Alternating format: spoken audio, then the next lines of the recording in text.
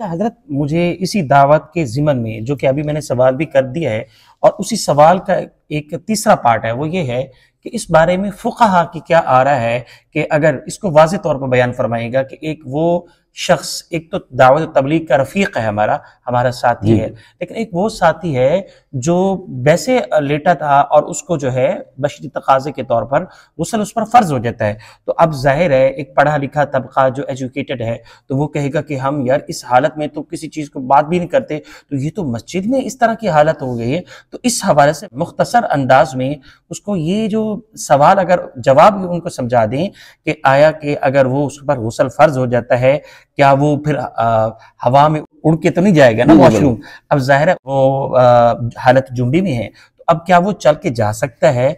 और या फिर इसी तरह से फिर अगर वॉशरूम में पानी नहीं है तो फिर वो बैठे कहाँ? और अगर अपने अमीर साहब को उन्होंने बताना है तो बाज़ ऐसे बच्चे होते हैं जो इब्तदा में ही कॉलेज यूनिवर्सिटी में पढ़ रहे होते हैं, तो किसी आलिम दीन का वो बयान सुनते हैं तो उससे मुतासिर होते हैं और वो पता चल जाता है उनको, वो दावत तबलीग का एक फजीलत को समझते हुए वो कोशिश करते हैं कि हम भी इस फरीज़े को अदा करें।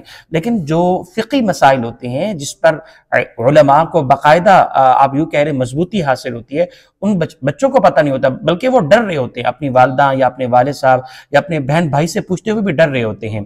तो आया कि ये बच्चे जो दावत तबलीग में ये बच्चे जो आते हैं जिनकी एज 18 to 20, 25 प्लस ये होती है, यूनिवर्सिटी के बच्चे होते हैं, तो इनके हवाले से आपकी इस जो सवाल के दो पहलू हो गए। एक तो ये है कि वो गुस्ल के हवाले से वो जाए कैसे, यानी आप हवा में उड़ के तो नहीं जा सकता, वो हालत जुम्बी है, एक सवाल। और इसी का पहलू दूसरा सवाल भी है कि वो बच्चे जिनकी एज 18 से 20 साल होती है तो वो क्या करें, यानी वो उनको शर्म आती है ना इस तरह की। अब ज़ाहिर है जो मैरिड होते हैं तो उनको तो अंदाजा होता है, वो इस प्रोसेस से गुजर रहे होते हैं, सारी चीजें होती हैं। तो ये एक ही सवाल के दो हिस्से हैं, इनको वजाहत से बयान फरमा दें। बहुत शुक्रिया, आपने बहुत अच्छा सवाल किया और माशाल्लाह हमारे यहाँ तबलीग जमात बैठी हुई है और ये माशाल्लाह ये तशरीफ ले आए हैं हमारे पास। तो आपने दो सवाल किए हैं बहुत अच्छे। ये जो कपड़ों का रात को नापाक होना है, ये बंदे की अपने उसमें नहीं है, उस ताकत में, ये कुदरत की तरफ से है। इसलिए कि बंदा जब वो ख्वाब देखता है तो वो बाद दफा ख्वाब शैतान की तरफ से होता है, लेकिन ये कि ये बंदा खुद नहीं कर सकता। ये तो बंदा सो रहा होता है, अपनी रात की नींद में मगन होता है, बिस्तर इस्तिराहत पे वो पड़ा होता है, तो जब ख्वाब देखता है तो ख्वाब देखने के बाद उस पर होते हैं, इसमें अपना कोई किरदार नहीं होता। इसको महसूस उस वक्त होता है जब मामला खराब होता है, उस वक्त ये उठता है, उस वक्त ये देखता है कि यार ऐसा मामला हो चुका है। अब रही ये दूसरी बात कि अब जाएगा कैसे, तो शरीयत इतनी आसान है। आप सल्लल्लाहु अलैहि वसल्लम ने फरमाया अद्दीन युस्रुन, दीन बहुत आसान है। हमने उसको मुशक्कत में डाल दिया। फरमाया कि देखिए हज़रत आयशा फरमाते रज़ियल्लाहु तआला अन्हा कि मैं भी जुनबी हालत यानी नापाकी की हालत में हुजूर अकरम सल्लल्लाहु अलैहि वसल्लम के साथ खाना भी खाती थी, आटा भी गूंथती थी, रोटी भी बनाती थी, तो ऐसा नहीं था। तो अगर वो ऐसा मामला हो जाए तो कोई ऐसी बात नहीं कि बंदा, बाज हजरात तो जो आज से 50 साल हजरात थे वो कहते हैं कि कपड़ा बिछा दे, कपड़े बिछा के उसके ऊपर चल के चले जाए, लेकिन वो कपड़ा उनके पास नहीं है तो फुक़हा फरमाते उसकी जरूरत ही नहीं है। अच्छा। इसलिए कि वो नापाकी वहां तक है। अगर मतलब ये कि आपके पाँव नापाक नहीं हुए, वो शर्म तो एक है, हुक्म है, लेकिन पाँव के साथ गंदगी नहीं लगी हुई, तो आप जा सकते हैं, वहां जाएं और जाके अपने गुस्ल करें और गुस्ल करके वापस आ जाएं। और इसके लिए अमीर से पूछने की जरूरत भी नहीं है। लेकिन जो अमीर से जो पूछने की जो हुक्म है वो इसलिए कि बाज दफा के गुस्ल खाना होता है बाहर, मसाजिद से थोड़ा दूर होता है। अब तो करीब आ गए हैं, लेकिन पहले जमाने में वाशरूम दूर होते थे। अगर खुदा न खास्ता रास्ते में उसके साथ कोई मसला पेश आ जाता है तो वो इस हिकमत के तहत, ताकि वो साथी किसी को साथ लेकर जाए या बता कर जाए, ताकि उसके साथ कोई मसला पेश ना आ जाए। डाकू लूट सकते हैं या कोई कातिल आ सकता है या कोई नुकसान पहुंचाने वाला सकता है, में ये अक्सर बेहतर होता है, शहरों में ऐसा नहीं होता। इस वजह से बाकी जो बच्चे जो यंग है, तो देखना इस्लाम के अंदर तो कोई शर्म नहीं है, इस्लाम बिल्कुल वाज़ेह है। अच्छा, दूसरी बात है कि इमाम मोहम्मद रहमतुल्लाह अलैह के साथ ये खुद वाक़या पेश आया। इमाम मोहम्मद रहमतुल्लाह अलैह फरमाते हैं, रात को मैं इशा की नमाज पढ़े बगैर सो गया, रात को मैंने पहली मर्तबा ख्वाब देखा, बुरा ख्वाब। ये मैं कह रहा हूं कि उसकी अपने नहीं होता, ये कुदरत की तरफ से होता है कि उसने उस बच्चे को बालिग करना होता है, तो वो असबाब जो भी बन जाए वो चीज उसके माइंड में आती है और रात को वो देखता है और कपड़े उसके खराब हो जाते हैं, गुस्ल फर्ज हो जाता है। अब इमाम मोहम्मद रहमतुल्लाह अलैह फरमाते रात को मैं सोया तो मैंने पहली मर्तबा ख्वाब देखा और ख्वाब देखते ही मुझ पे गुस्ल फर्ज हो गया। अब जब मैं उठा तो देखा तो मैं तो अजीब कैफियत में था कि ये क्या चीज है। तो मैं इतना तो नहीं था, पता नहीं था ये क्या चीज है। तो फरमाते मैं उठा, मैंने कपड़ों को देखा, हाथ लगा, वो गीले हो चुके थे। तो मुझे ऐसा लगा कि मुझे एहतलाम हो गया है, गुस्ल फर्ज हो गया है। अब आगे तरीकेकार नहीं पता था, क्योंकि आप सल्लल्लाहु अलैहि वसल्लम ने फरमाया कि उतलुबुल इल्म मिनल महद इलल लहद, माँ की गोद से लेकर कब्र के जाने तक सारा वक्त इल्म हासिल करने का है। कभी भी बंदा जब जरूरत पेश आ सके। इमाम मोहम्मद फरमाते मुझे नहीं पता था कि अब जैसे आपने सवाल किया नौजवान बच्चों को नहीं पता होता। इमाम मोहम्मद रहमतुल्लाह फरमाते मैं भी रात को उठा, मस्जिद में आया और मैंने मस्जिद का दरवाजा खटखटाया और अंदर से अब वो बाहर खड़े रहे, अंदर तो नहीं आ सकते कि वो नापाक थे, तो बाहर खड़े रहे। अब एक बात ये भी उसमें आ गई कि बाहर जो अंदर है वो बाहर जा सकता है, जो बाहर है वो अंदर नहीं आ सकता।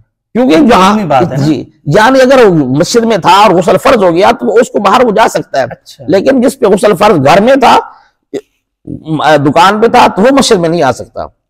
और इसके बारे में भी सिर्फ हदीस पाक में आता है, आप सल्लल्लाहु अलैहि वसल्लम ने 5 शख्सियात के बारे में फरमाया कि उन पे गुस्ल फर्ज हो जाए, वो हैज में हो, वो निफास में हो या वो जुनबी हो।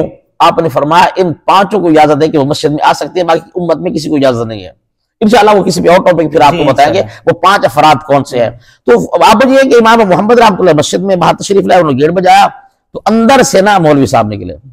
तो अब इमाम मोहम्मद जो बच्चा था वो पहली मर्तबा 15.5 साल की उम्र में जवान हुआ, तो उसको गुस्ल फर्ज हुआ। जब तो उन्होंने गेट बजाया तो अंदर से मौलाना निकले। तो उन्होंने पूछा भाई मस्जिद के इमाम साहब हैं? तो उन्होंने कहा मस्जिद के इमाम साहब तो नमाज में मिलेंगे, हाँ उम्मत के इमाम आज़म अबू हनीफा मौजूद है, पूछो क्या पूछना है जी। तो अंदर इमाम आज़म अबू हनीफा थे। तो उन्होंने फरमाया बेटा क्या पूछना है? तो उन्होंने कहा हज़रत मेरा एक सवाल है कि एक मिनट, अगर किसी बच्चे गुस्ल फर्ज हो गया है, रात को सोया, पहली मरतबा उस पर गुस्ल फर्ज हो गया, तो अब उसने इशा की नमाज नहीं पढ़ी थी, तो सवाल ये करना है कि जो बालिग होने के बाद जो हिसाब होने वो बालिग होने के बाद वो नमाज का होना है, लेकिन उससे पहले जो नमाज पढ़ेगा सवाब माँ बाप को मिलेगा। फर्ज होने के बाद का हिसाब किताब होने बच्चे से। तो उन्होंने कहा कि हजरत अगर इशा की नमाज मैंने नहीं पढ़ी, रात को मैं सोया, आधी रात के बाद मैं बालिग हो गया, तो मैं सवाल ये करना है कि मुझसे जो नमाज की पूछ होनी है वो फजर की नमाज से होगी या इशा की नमाज भी लाजमी पढ़ना होगी। तो इमाम आज़म अबू हनीफा रहमतुल्लाह ने फरमाया कि आप जहां भी कैलेंडर देखेंगे ना उसमें इशा का वक्त सुबह सहरी तक होता है जी। इशा का वक्त सुबह सहरी तक होता है, तो सहरी तक जो वक्त है ये इशा का चल रहा है। तो इमाम आज़म अबू हनीफा ने फरमाया फिक़ी तौर पे ये इशा के वक्त में बालिग हुआ है तो इस पर इशा की नमाज भी लागू हो जाएगी। जैसे आप गवर्नमेंट कहती है भाई आपने अगर आपका 1 लाख रुपया आपका आ गया, उसको आपको 2.5 रुपए या 10 रुपए टैक्स देना पड़ेगा आपके पास, यानी यकम उन्होंने कहा क्योंकि हमारे पाकिस्तान में जून के हिसाब से ये टैक्स वगैरह काटे जाते हैं। अब आपके पास अमाउंट थी 95,000, अचानक आपके गैस पैसे में, इजी पैसे में, गैस कैश में पैसे आप आ गए, आपने ट्रांसफर कर दिया, तो अगरचे आपने पहले आपका पूरा साल जो था 95,000 खड़ा रहा, लेकिन आपने 6,000 और डाल दिए तो लाख पूरा हो गया तो आप टेस्ट शुरू हो जाएगा। तो इस तरह जो है ना इमाम अबू हनीफा रहमतुल्लाह फरमाया कि वो बच्चा उस वक्त के अंदर बालिग हुए जब इशा का टाइम चल रहा था, तो अब इसके ऊपर इशा की नमाज पढ़ना फर्ज है, हिसाब किताब इसी से होगा। तो फिर ये कहते हैं इमाम मोहम्मद तशरीफ ले गया, गुस्ल करके वापस आए, उन्होंने इशा की नमाज पढ़ी, और ये पहला मसला फिक़ह का था जो इमाम मोहम्मद इमाम हनीफा सीखा था। इसलिए अगर बच्चों के साथ मसले पेश आ जाए तो ये तो 1300 साल पुरानी बात अर्ज कर रहा हूं, इमाम मोहम्मद रहमतुल्लाह अलैह के साथ भी मसला ऐसे ही पेश आया जैसे आपने सवाल किया। तो अल्हम्दुलिल्लाह इमाम साहब ने फिक़ी अंदाज में, अच्छे अंदाज में समझा दिया। आज भी अगर बच्चों के साथ अगर वो अल्लाह के रास्ते में हो या कहीं कॉलेज यूनिवर्सिटी में हो, मदरसे में हो, तो कोई ऐसी बात नहीं है, नहीं पता होता क्योंकि हमारा रुझान इस तरफ नहीं है, तो कोई ऐसी बात नहीं। आप अपने बड़े से पूछ सकते हैं, उलमा से पूछें, दावत वाले साथियों से पूछें, या वो शख्स जिसको थोड़ा सा भी दीन की सरस हासिल है या वो इस काबिल हो चुका है या उसको इसकी मालूमात है, उससे पूछ के अपनी